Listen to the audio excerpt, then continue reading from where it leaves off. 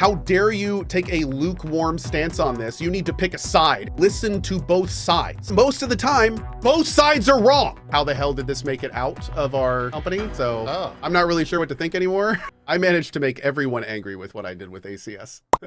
Nobody's happy. How did you do that? What did you do? So I went into Assassin's Creed Shadows, you know, as a lukewarm Assassin's Creed fan. And I went in specifically, I didn't do any sponsor streaming. Ubisoft has given up on me. They didn't even offer me a sponsor stream for it. And I went in for myself and I said, okay, I want to see if this game is enough for me as somebody who is relatively tired of the AC franchise. I want to see if there was enough in there to bring me back. You know, maybe it's going to be another Black Flag. Maybe it'll get me back into Assassin's Creed. So I played it for a stream and it was okay. And then the next day I started another stream of it. And about halfway through it, you know, I felt like I was starting to get the vibe of it. And I was starting to realize that I didn't think it was really going to have what I wanted. And I turned off Assassin's Creed and started playing Rise of the Ronin. Now, what I did was I made a thoughts video. I said in that thoughts video, well, that was your problem. Here's the deal. You have an opinion on I was like, here's the deal. I was like, the game is fine. It's not doing enough for me. Like, you know, it's got a few problems here and there. I ran into a few bugs. Game is fine, but it did not pull me back in. And you know, there's a whole other discussion, like, can Ubisoft afford fine? But, you know, I was like, yeah, the game's okay, game's fine, but it's not fine enough for me to want to play. I'm going to play Rise of the Ronin. I made a comment that I had not really been following the controversy with the historical stuff, but like, I didn't really care personally. That doesn't really affect me. So, you know, whatever. I heard Ubi had made like maybe a claim about it, but I didn't really know too much. And I was like, okay, I'm going to move on and that's done. That managed to make every side angry. The people that like Assassin's Creed were yelling at me for not giving it a good enough thing and being a hater.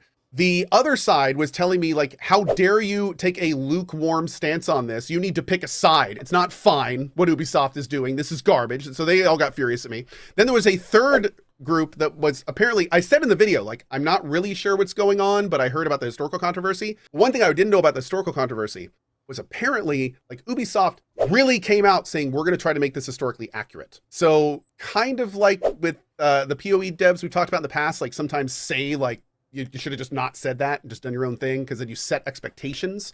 Like that's what happened there. And I definitely did not realize it was to that degree. I looked into it a little bit more after seeing some of the comments on the video and yeah, Ubi probably shouldn't have said any of that. Like they kind of really shot themselves in the foot, like trying to do this historical angle because all they did was set expectations that they're not gonna be able to meet. Even with the canon mode, you're gonna piss people off. So anyway, that's that. So by trying this game and then kind of like just being like, here's my honest opinion on it, I have made the entire internet angry. It happens. Here's the big thing. Like, and people keep telling me like, pick a side, right? Like, why are you being so diplomatic? All of this stuff. Yeah. I don't think people understand. I'm like one of the only streamers that didn't do a sponsor stream for it. Like they've already given up on me. I have no reason to appease anyone. I have no reason to pick a side. If I wanted to pick a side, I'd pick a side. But the point is that it is a fine game. It ran well. It's very pretty. Everything it was trying to do, it does. Like you can't look at the game and not be like, it's running. Like I played 10,000 plus games over my life. There's some really shitty games out there. Like broken design, does not work. Maybe it's just too long. Maybe, you know, like there's thousands of reasons that games are just not good. And the time I played this, I didn't really run into anything that makes me go, this is a bad game, outside of a few bugs, of course. I just didn't really run into anything that was like, I need to keep playing this. You know what I mean? Yeah. So it's like people who are just like totally jumping on me for saying the game is fine. It's like, I don't really understand when you see a game like this, you know, there's probably thousands of people who made it possible, from level designers, artists, sound engineers, musicians, all these people. Like I would argue most of them did a fine job with this game. Like, of course, there's some decisions at the top and monetization and all sorts of problems and, you know, that we could get into. But it's really weird to me how much people want others to not pass on the game, but to actively hate the game. Sure, yeah. Like they're not happy unless you feel negatively about everything the product is. Not just a part of it, not a specific thing. They don't want to have a discussion about what could be better. They just want you to feel the way they do. And that's their goal. And that's unfortunate, man. Yeah, I mean, that's the state. This is coming from somebody who didn't even who put the game down. And I'm still just like, it's unfortunate that we can't like vocally talk about why we don't like it instead of just vocally hate it. You know what I mean? Like, yeah. I feel like that would make things move so much in a better direction because this isn't it, man. Yeah, like, it's unstoppable force meets a movable object. The older I get, the more I realize how insanely important it is to listen to both sides and come up with your own opinion. And the more you do that, the more you realize that most of the time, both sides are wrong. Like most of the time, both sides have like some major fundamental issues in some degree that you may agree or not agree with. And you don't want to like wholesale out on each one of them. Like there's so much more nuance than people give this stuff credit for. And it's really unfortunate how many people want to stomp that nuance out. It's exhausting nowadays. Just talking about not just games, but anything. Like you have to be vehemently for it or vehemently hating it. There's no room for anything in the middle. Everything from politics to food to movies to just like, there's no middle anymore. Everyone's sensationalism. They want to like you to either rave about a game or just trash it down. No walk in the middle of the road. No like slightly liking something. No like saying something's not for you. You just have to like be passionate about it because they want that like that dopamine hit from people like getting them either angry or super excited. Or agreeing with them or reinforcing their opinion. Being like, oh yeah, I am right in how I feel about this. And the worst part is all the discussion, all of the really interesting stuff, all the stuff that could make these games better, all of that takes place in the middle when those sides are talking to each other. Like that's where the discussion is. The discussion doesn't happen with each side yelling at each other from their side. Like it happens when people come together and are like, okay, I understand you don't like it. Why don't you like it? Well, I like it because of this. You don't like it because of that. Let's talk about how we can get better. What can change? You know, like, so they're shooting themselves in the foot by doing that. Like we're just going to keep doing this cycle. Like, and it sucks. Yeah. It sucks. Hate it. I do feel there is almost like this game can be fit into the same box that like Call of Duty is. There's like a huge group of people that just buy it because they want that experience and then they'll never engage in everything we were just talking about. No, I'm the exact same way with Yakuza. Like some you know, there's and it's interesting because like this has brought up a whole side of like when is it not okay for a game this expensive with this many resources to be okay for a lot of people. And that is like the other side of the argument where games like, what about Borderlands? Where it's like, if they were to change too much Borderlands, people would stop playing it. And there's also people about Assassin's Creed that are raving about this game being exactly how it is. So it's like, you know, for someone like me who is going, this is not enough at all. You know, what about the other side where it's like, people are like, yeah, but don't change it any more than it is. It's like, where do we go from there? I've always wished they would just do a modern day Assassin's Creed with no animus, just like to try it out to see like if you're fighting the Templars, but in modern day city with modern day tech and stuff. I think that was Watch Dogs. Yeah, Watch Dogs might have been. I think that was their test. Might have been that test. Yeah, I think so. Yeah. Yeah.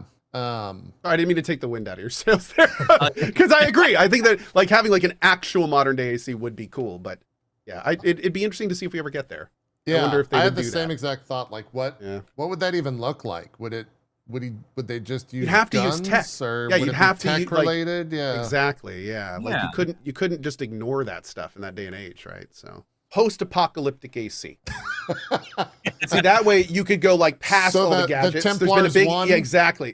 Templars win. They got the apple. Nukes go off. Apple is used, and then like it's super futuristic, but takes place in like a dystopian world. So you can't use guns and stuff because all the bullets have already been shot. And they're not making more.